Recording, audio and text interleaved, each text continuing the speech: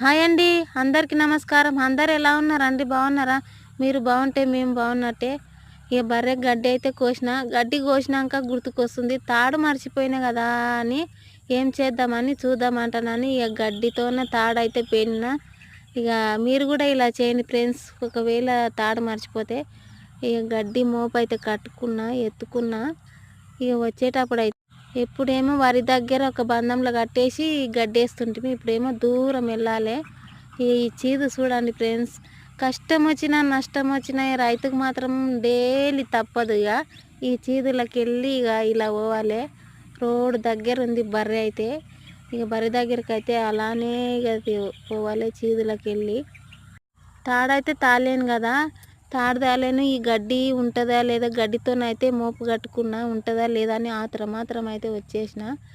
ఇక వచ్చేస్తుంటే బర్రె దగ్గరికి అయితే ఇక మెల్లగా వచ్చేసిన. ఇక చూడంగానే బర్రె అయితే ఉరికితోస్తుంది. ఇక అమ్మో, ఇక చాలమ్మ మోపు ఇదివరకు దగ్గర ఉన్నది, తాడు లేనందుకు నయం అనుకున్నా. ఇక గడ్డితోనైతే మంచిగా తాడు వేయడానికి అయితే వస్తుంది. నేనైతే అలా చేసిన. మీరు కూడా ఒకవేళ మర్చిపోతే అలా వేనుకోండి ఫ్రెండ్స్. గడ్డితోనైతే నేనైతే గడ్డితోనైతే పేనుకున్నాను. అందరికీ ధన్యవాదాలు. నేను మీ రైతు బిడ్డని. లైక్ చేయండి. తాడైతే పేనినాగా చూడండి బర్రెకైతే గడ్డి కోసము. బాయ్.